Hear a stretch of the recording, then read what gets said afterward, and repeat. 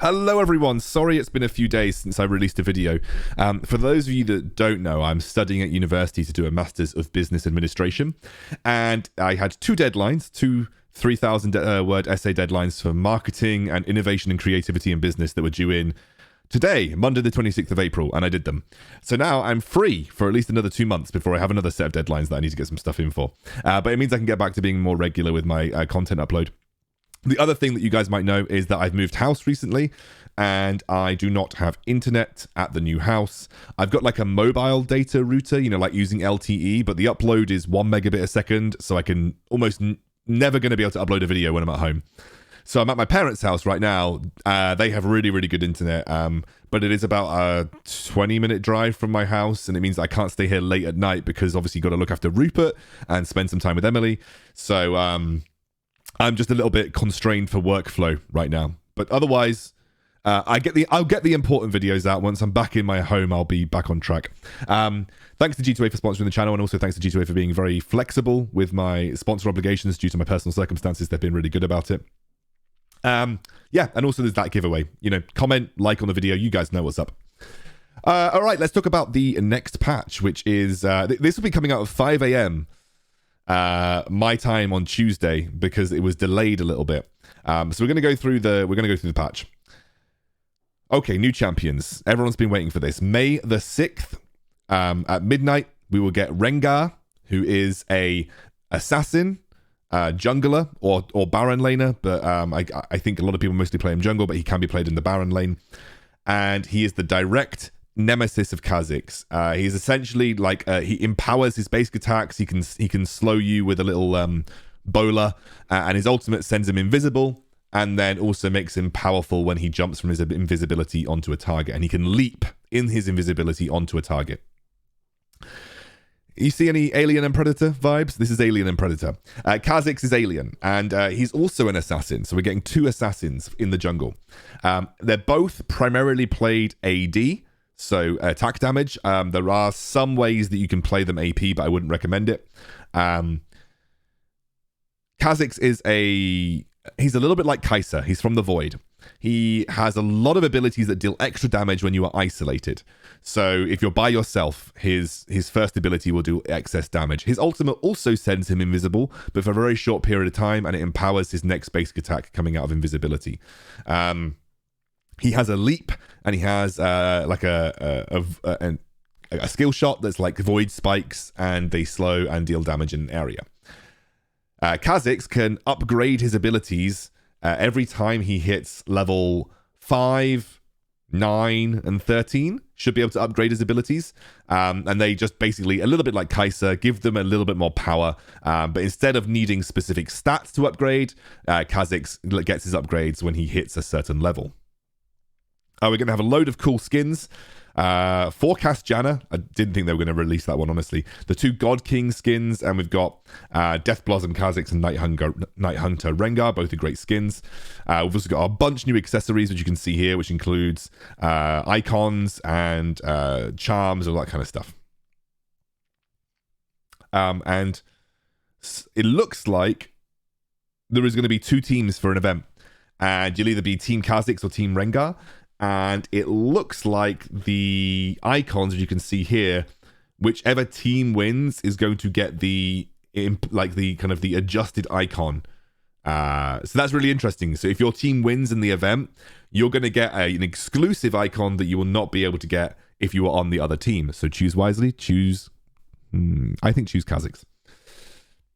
Okay, so we've got Masters of the Hunt event. Essentially, that's what I just said. It's going to be an event where you can kind of like pick one of the two, and there'll be sort of ways to give your team points. There is a new system called Nemesis Duel. I'm going to tell you what I think about this bloody event, or this system. Okay, so it's a high-stakes mechanic, Nemesis Duel. This feature is a permanent part of the game that will continue even once the event ends. A Nemesis Duel can trigger when the respective champions meet all of the following conditions. Both are at or above level 13. Neither have dealt or taken champion damage within the 5 seconds. Both are alive, and both are at least 16 units apart. A Nemesis Duel won't happen every game through these conditions are met, but when it does, everyone in the game will know through an in-game announcement. A champion wins the Nemesis Duel when the opposing champion dies within 3 seconds of taking damage from the winning champion. The first Nemesis Duel in Wildrift is The Hunt Is On, and it's between Rengar and Kha'zix. This is the part that I hate! If Rengar wins, Rengar automatically gains Ferocity during ult, which is that he automatically gains these passive stacks that allow him to empower his abilities.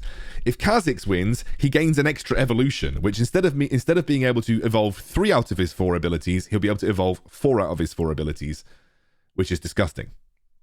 I'm guessing the next Nemesis Duel will be between Darius and Garen.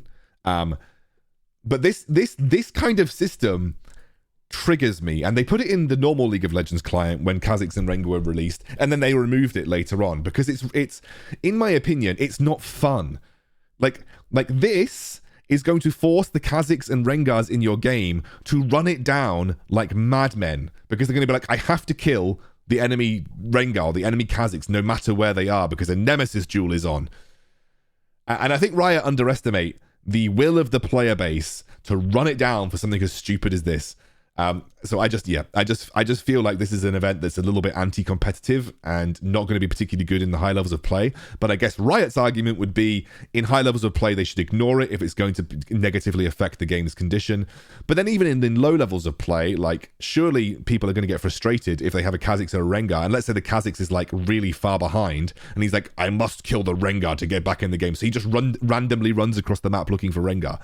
Yeah, it's just, I don't like these kind of like fun events that directly influence how a game is played, and also will give the winning team a win more condition. Like, you know, imagine you're even, but then Kha'zix gets an extra evolution point.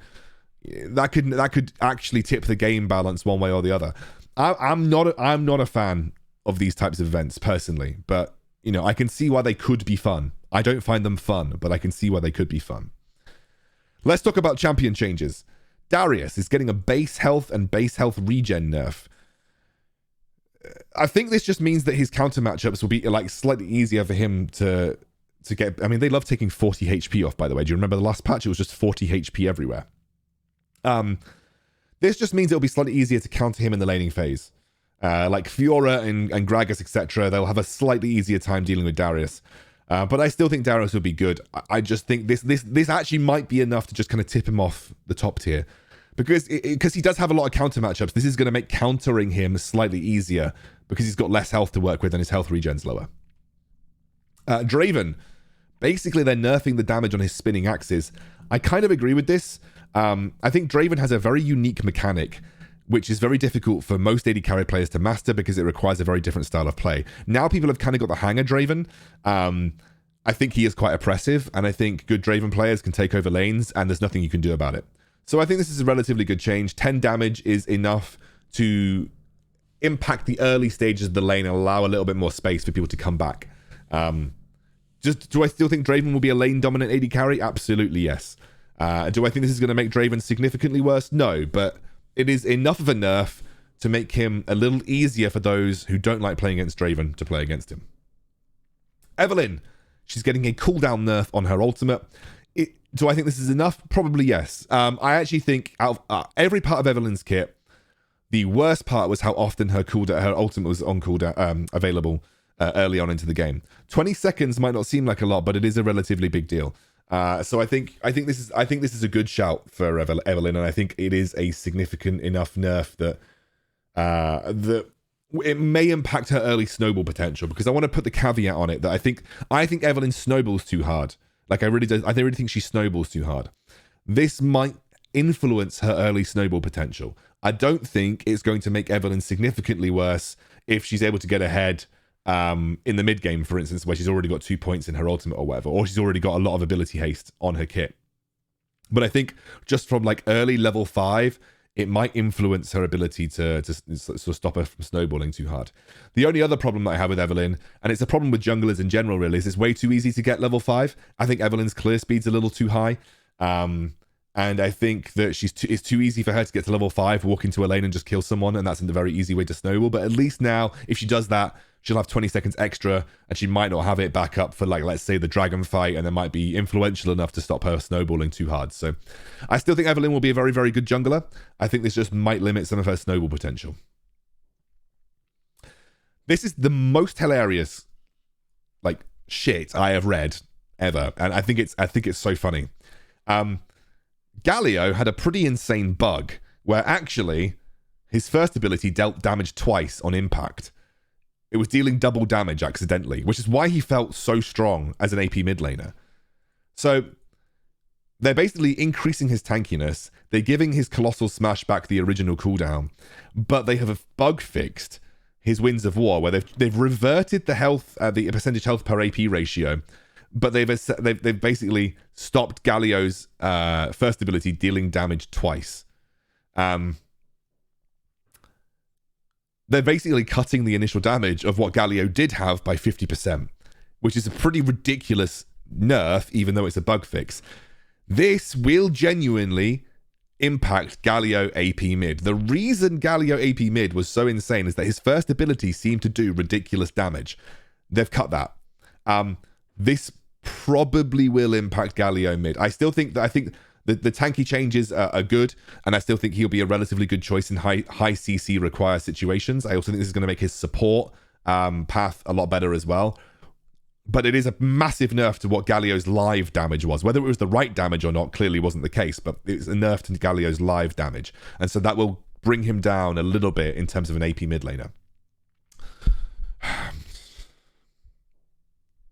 Lord, thank the baby Jeebus. I'm just saying, this is the best thing I've read all day. Katarina's passive is... Do you remember, guys? I did say Katarina's passive needed a nerf.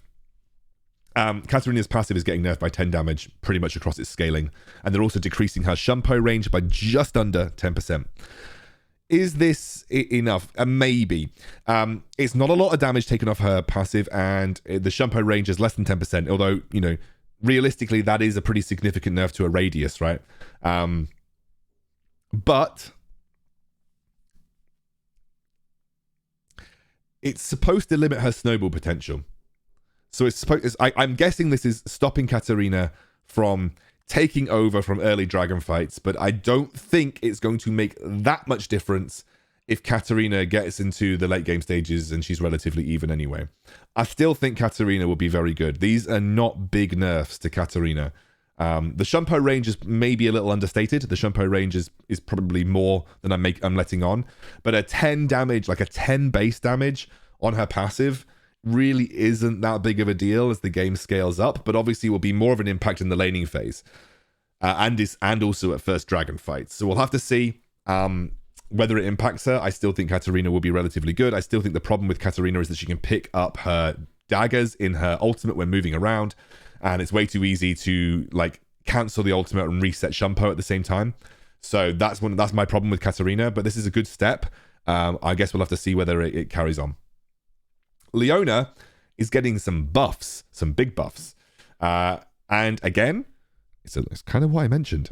Her base stats were not very good. So they're giving her a base health regen, so allowing her to sustain better against enchanters.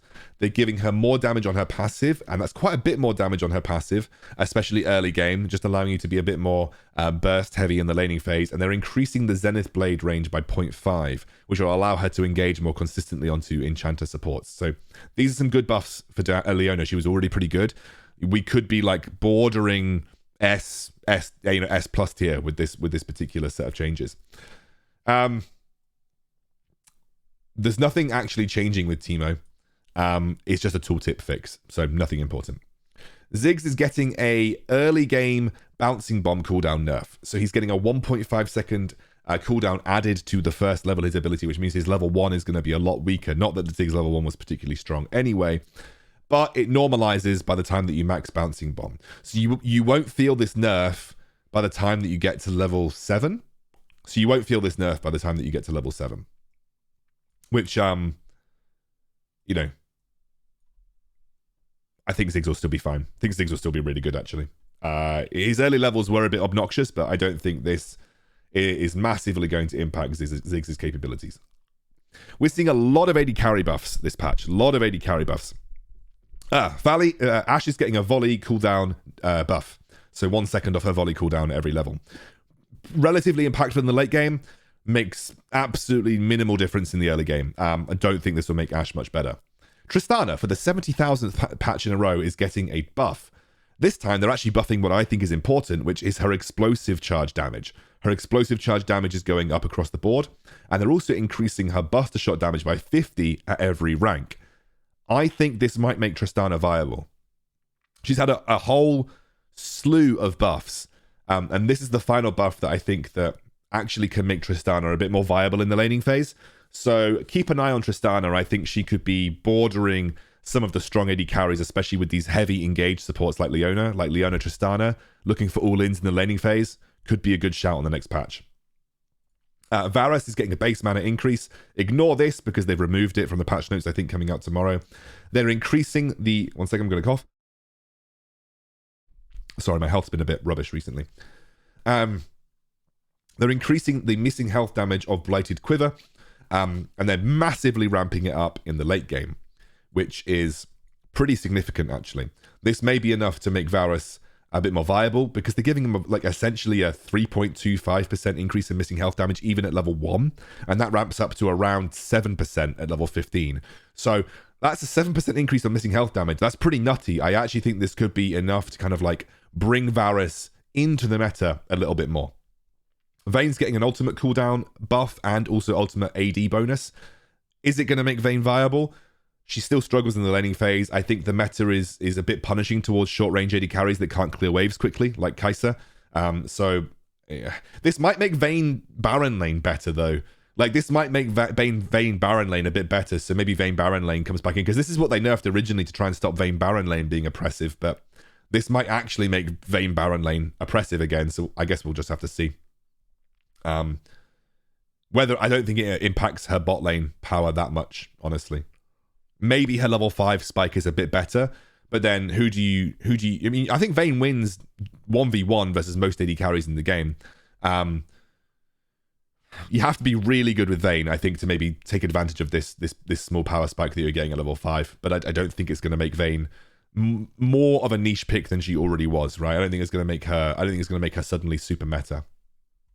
I have no idea where they're doing this, by the way. They're buffing Xayah. Xayah was already, alongside like Ezreal and Kai'Sa, one of the best AD carries in the meta. She's getting a buff again. The mana cost of her second ability, the attack speed increase, is going down, and the cooldown's going down, and they're increasing the root by 0.25 seconds, a 25% increase to time rooted from her blade cooler, which you might not seem like a lot, but those 0.25 seconds may allow you to weave in one more basic attack, close the distance a bit better. This keeps Xayah at the top of the rankings, right? This keeps Xayah at the top of the rankings. Apologies, had a call from one of my builders. We're getting some work done in the garden. We're also getting a big fence put up because the dogs just... There's no way to keep the dogs in the garden right now, so they're just running around like mad dogs. Sorry, had a brief call. Yeah, I think Xayah is going to remain really good.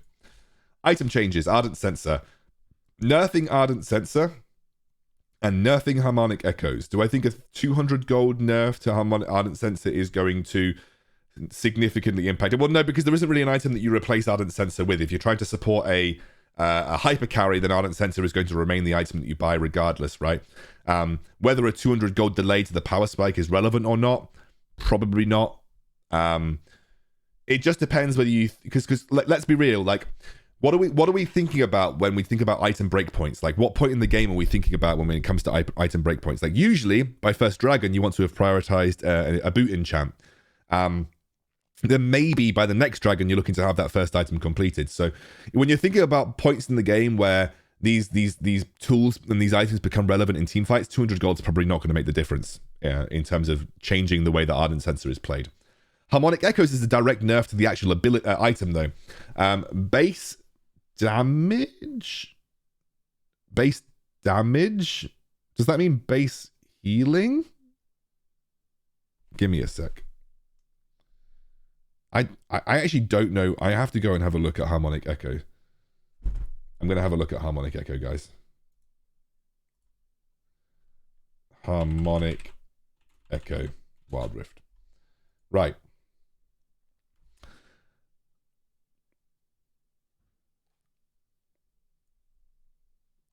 Moving and casting. Your next healing or shielding ability on an ally other than yourself restores health. Does it deal damage or something? Base damage. What is this? This is Sunfire Cape. This is the changes to Sunfire Cape. I'm pretty sure these are the changes to Sunfire Cape. I don't think they've put the right changes in. I don't think they've put the right changes in the patch notes. So you're just going to have to assess this one yourselves tomorrow, guys. I don't think Harmonic Echo does damage or has a HP scaling ratio. So I just think this is the Sunfire Cape changes. I might actually let them know about this. I don't think this is correct. But Harmonic Echo's getting nerfed. My guess is it would be another gold nerf. Yeah, we're looking to normalize the cost of some of their items. So I'm guessing it's like a gold nerf, which again, same concept as Ardent Sensor. I don't think it really matters. Conqueror. Stack's duration of Conqueror is going down to 6 seconds. Okay, Conqueror is still... The problem I have when you nerf Conqueror is like, give us other options. The problem with just nerfing Conqueror is there just aren't many other good options for a lot of champions in the game. We just need more rune options. Conqueror is dominant, not because it's an overpowered rune, but because there isn't anything else that's good for a lot of champions. We just need more rune options. Barrier is getting a 30-second cooldown nerf, and I completely agree with that for 2 reasons. First reason, everyone was picking Barrier. Mid laners, Baron laners, AD carries. Barrier should be a situational spell where you're looking to prevent burst, or you're worried about grievous wounds, so don't want to go heal. I really hate how the support and AD carry meta has morphed into AD carry must have barrier, support must have heal, or you're at a distinct disadvantage, even as engaged supports. So, I want to have that bot lane meta where you can go exhaust, you can go ignite, and you're not stuck in this barrier heal meta. And a 30-second cooldown is a pretty significant change because one of the main reasons that barrier was so good is it had a shorter cooldown compared to some of its counterparts. Game system changes. They're nerfing Infernal and Cloud to try and normalize the strength of all of the dragons. 2% damage nerf on normal Infernal Dragon, 3% damage nerf on Elder Infernal Dragon with a damage bonus per stack nerf by 1%, 1.5% movement speed bonus, and 2.25% movement speed bonus on Elder Cloud Dragon with a 0.75% bonus per stack reduced as well. Good. And all I can say about it is, according to Riot stats, these were the 2 most powerful dragons. However, I'm going to throw this out there. I would love to know whether Cloud Dragon has one of the highest win rates because a team would prioritize and go for Cloud Dragon when they were already ahead. So let's say you go for Cloud Dragon, a team would go for Cloud Dragon, and they would think it worth fighting for and worth just taking because they were already ahead or they were already strong. I think this makes sense because everybody in the community felt like Infernal was the win dragon, right? You took that dragon, you had a better chance of winning the game. The problem with the Cloud Dragon is everyone in the community kind of thought it was crap. But so that meant that you probably wouldn't see as much priority on it as an objective compared to Infernal. So then when a team did take it and were able to take it successfully, were they able to win the game simply because they were just ahead, and therefore taking Cloud Dragon was no sweat off their back and they didn't care? That's my thought process around dragons. I'd love to know what you guys think. But that is everything. Interesting patch. Hope you enjoyed it. And yeah, I'll see you soon.